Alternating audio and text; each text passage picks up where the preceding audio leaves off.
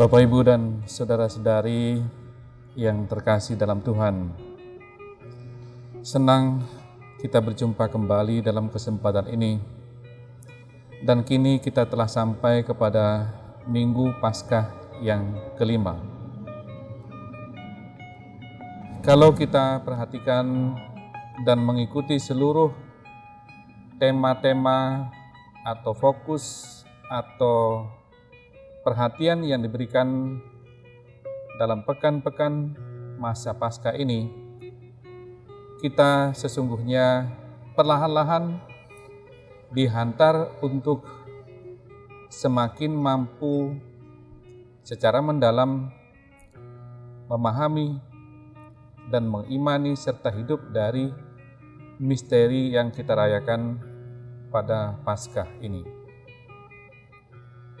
Setelah Hari Raya Paskah atau Minggu Paskah yang pertama, di mana kita merayakan kebangkitan Tuhan kita Yesus Kristus, yang adalah inti dari keselamatan kita perlahan-lahan kemudian merayakan pokok-pokok penting dari misteri keselamatan itu. Yang kiranya dengan itu, kita semakin diharapkan mampu untuk menghayati, mengimani, serta hidup dari iman akan misteri keselamatan kita yang kita rayakan pada Hari Raya Paskah itu. Pada Minggu Paskah yang kedua, setelah kita merayakan Hari Raya Paskah, pada minggu berikutnya kita merayakan Minggu Paskah yang kedua dengan pokok perhatian untuk merenungkan tentang Allah yang Maha Rahim. Minggu Paskah yang kedua juga disebut sebagai Minggu Kerahiman Ilahi. Dengan demikian, salah satu bagian penting dari Paskah ialah kerahiman Allah. Dan dengan merayakan kerahiman ilahi, kita dihubungkan dengan salah satu misteri penting dalam Paskah, yakni Allah yang Maha Rahim, yang berbelas kasih, yang mengampuni kita, dan yang menyelamatkan kita dalam diri Tuhan kita Yesus Kristus, yang sengsara, wafat, dan kebangkitannya kita rayakan pada Paskah itu. Setelah itu pada Minggu Paskah yang ketiga, kita merayakan Paskah dengan pokok perhatian untuk merenungkan tentang Allah yang Maha Setia. Minggu Paskah yang ketiga biasa juga disebut sebagai Minggu Kasih Setia Allah. Dengan demikian juga, ini bagian penting dari pokok misteri keselamatan kita, yakni Paskah, bahwa kita diselamatkan oleh Allah yang setia. Allah yang peduli kepada kita, Allah yang selalu mengarahkan kasih-Nya kepada kita untuk menyelamatkan kita dalam kesetiaannya. Kita boleh tidak setia, dan nyatanya sepanjang sejarah keselamatan manusia berulang kali tidak setia, tetapi Allah menunjukkan bahwa Ia setia.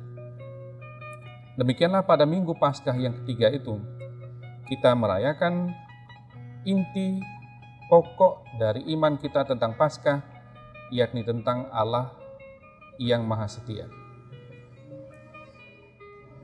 Kemudian pada Minggu Paskah yang keempat, kita merayakan tentang Allah sebagai Gembala baik. Kita merayakan tentang Tuhan kita Yesus Kristus sebagai Gembala baik.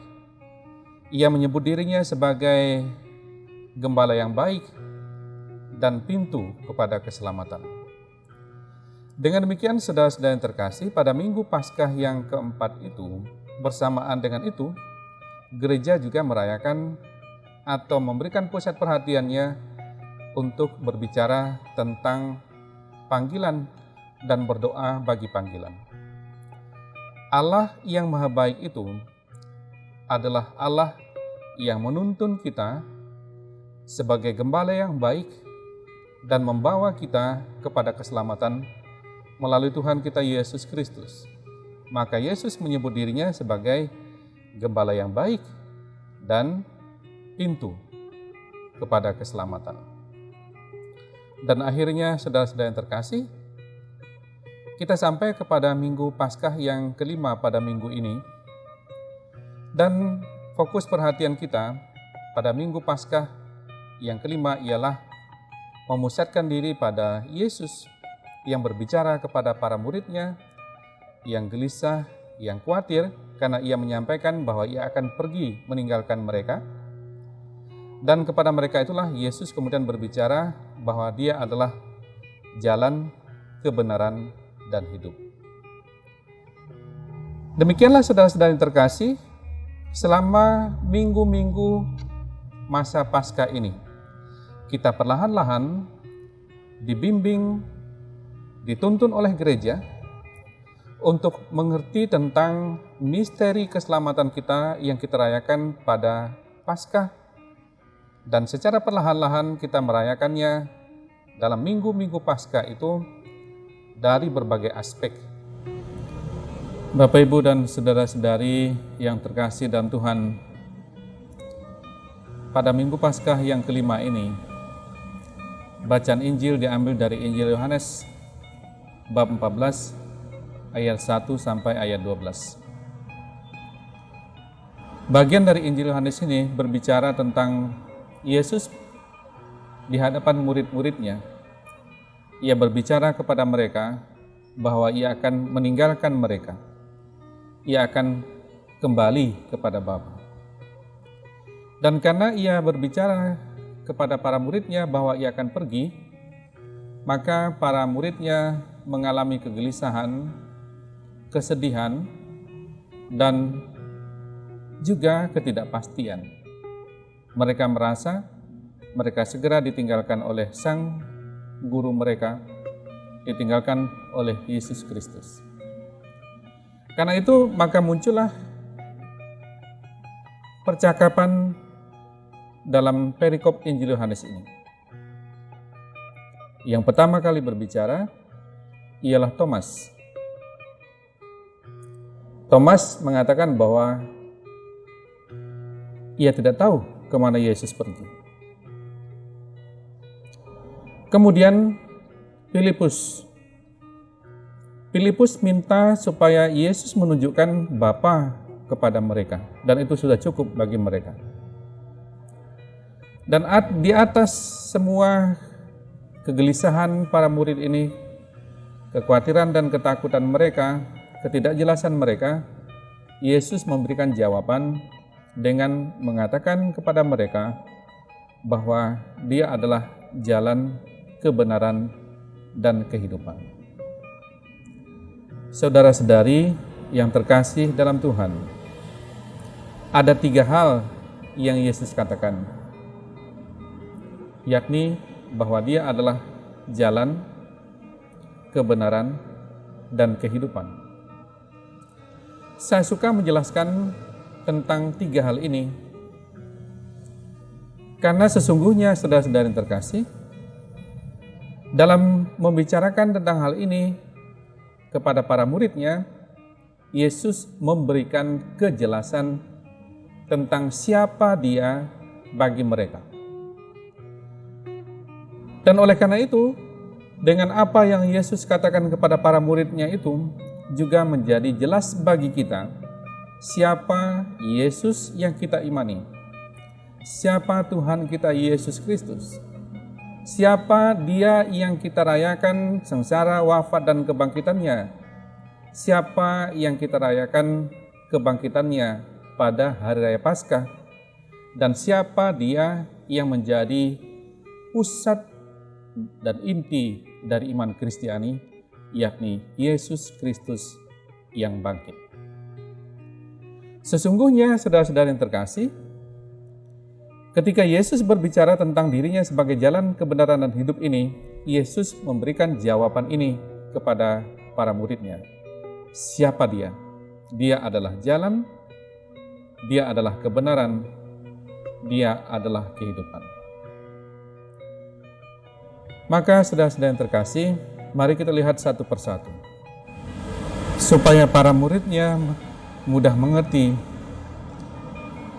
apa yang Yesus maksudkan ketika ia menyebut dirinya sebagai jalan, kebenaran, dan hidup. Yesus pertama-tama berbicara kepada para muridnya bahwa ia ada di dalam Bapa dan Bapa ada di dalam dia. Dengan demikian saudara-saudara yang terkasih, ketika Yesus mengatakan bahwa ia adalah jalan, kebenaran, dan hidup, sesungguhnya ia sedang berbicara bahwa dialah yang mengungkapkan siapa Allah itu, dan dia sendiri adalah Allah yang menyatakan diri kepada manusia. Oleh karena itu, ketika Yesus berbicara bahwa ia adalah jalan, menjadi sangat mudah bagi para murid untuk mengerti bahwa dia yang ada di dalam Bapa dan Bapa di dalam dia sungguh-sungguh datang kepada para muridnya dan mengatakan kepada mereka bahwa hanya di dalam dia mereka menemukan jalan untuk sampai kepada Bapa. Di dalam dia mereka menemukan jalan untuk sampai kepada kepenuhan keselamatan di dalam Allah. Saudara-saudari bisa membayangkan, kalau saudara-saudari berada di suatu tempat yang benar-benar asing bagi saudara-saudari, dan saudara-saudari tidak tahu arah atau tidak punya orientasi arah. Ketika seseorang tidak mempunyai orientasi arah atau tidak tahu arahnya kemana, maka dia juga tidak tahu kemana dia akan menempuh perjalanan. Yang mempunyai tujuan yang pasti, yang mempunyai tujuan yang menyelamatkan. Dan Yesus yang ada di dalam Bapa mau mengatakan kepada para muridnya bahwa di dalam dia mereka akan sampai kepada Bapa, karena dialah yang datang dari Bapa. Bapa ada di dalam dia dan dia ada di dalam Bapa. Dengan mengatakan bahwa aku adalah jalan, Yesus memberitahukan kepada para muridnya bahwa di dalam dia mereka akan sampai kepada tujuan keselamatan, sampai kepada Allah. Dan saudara-saudara yang terkasih, Tuhan kita Yesus Kristus memberikan jawaban itu kepada para muridnya yang dalam keraguan tentang kemana mereka akan pergi, tidak tahu jalan ke sana dan tidak tahu siapa Bapa, bahwa melalui dia mereka akan tahu jalan ke sana, mereka akan sampai ke sana, dan mereka akan sampai kepada Bapa. Itulah Yesus Kristus Tuhan kita yang adalah jalan. Yang kedua, saudara-saudari yang terkasih dalam Tuhan, Yesus berbicara dan mengatakan bahwa dia adalah kebenaran. Apa itu kebenaran? Kebenaran, sekali lagi, dia di dalam Bapa dan Bapa di dalam dia. Dan kalau Yesus mengatakan bahwa aku adalah kebenaran, dia mau mengatakan bahwa di dalam dia dan melalui dia, kita dapat mengenal Allah yang benar. Siapa Allah, apa kehendaknya, dan bagaimana hubungan Allah itu dengan manusia. Siapa Allah yang kita imani, apa kehendak dari Allah yang kita imani, dan bagaimana hubungan Allah itu dengan manusia. Dan Yesus mengatakan kepada para muridnya bahwa dalam hal itu mereka harus menerima dia sebagai kebenaran, karena dia dapat mengatakan dan mengungkapkan kepada para muridnya, dan itu berarti kepada kita, siapa Allah, apa kehendaknya, dan apa yang dilakukan oleh Allah itu bagi manusia. Saya selalu suka mengatakan kepada umat bahwa kalau Anda mau mengerti tentang Allah yang Yesus katakan kepada kita untuk kita mengerti dengan benar sebagai Allah yang benar, pandanglah kepada salib. Pada salib itu, Allah memperlihatkan dirinya kepada kita. Itulah Allah yang Maha Rahim, Allah yang Maha Kasih, Allah yang mengasihi kita dan bertindak untuk menyelamatkan kita dalam diri Tuhan kita, Yesus Kristus. Oleh karena itu, ketika Yesus mengatakan bahwa aku adalah kebenaran, maka melalui Dia dan di dalam Dia, kita akan tahu dan kita akan mengalami dan kita akan hidup di dalam Allah yang benar, yakni Allah yang mengasihi dan Allah yang menyelamatkan kita. Yesus Kristus yang wafat di salib dan bangkit bagi kita adalah Allah yang datang menjangkau manusia yang perlu diselamatkan, Allah yang mencari yang hilang, Allah yang menyembuhkan yang luka, Allah yang menyelamatkan yang berdosa. Itulah Allah yang merupakan Allah yang benar yang Yesus katakan kepada kita.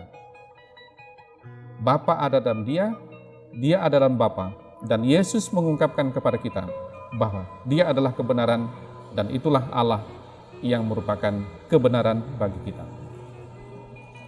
Dan saudara-saudari yang terkasih dalam Tuhan, hal yang ketiga, Yesus mengatakan bahwa akulah hidup. Apa artinya hidup? Kita sedang dalam masa Paskah dan kita dengan perayaan Paskah merayakan kebangkitan Tuhan kita Yesus Kristus. Dialah yang mengalahkan kematian dan bangkit ke dalam kemuliaan. Maka ketika kita mengimani bahwa Yesus adalah hidup, berarti kita percaya bahwa dalam diri Yesus Kristus Allah menganugerahkan hidup ilahi kepada kita, Allah menganugerahkan hidup kekal kepada kita. Percaya dan beriman kepada Kristus berarti percaya dan beriman kepada Allah yang memberikan hidup kepada kita, dan kita hidup di dalam Allah itu, dalam diri Tuhan kita Yesus Kristus yang bangkit mulia itu. Begitulah saudara-saudara yang terkasih, dalam minggu-minggu Paskah kita dihantar untuk semakin mendalam mengerti, mengimani, dan hidup dari misteri Paskah. Dan pada minggu Paskah yang kelima ini, kita sungguh hidup dari misteri Paskah tentang Tuhan kita Yesus Kristus yang bangkit itu, yang adalah jalan, kebenaran, dan hidup. Semoga kita semakin teguh beriman, semoga kita semakin percaya Dia, yakni Tuhan kita Yesus Kristus, adalah jalan, kebenaran, dan hidup. Tuhan memberkati.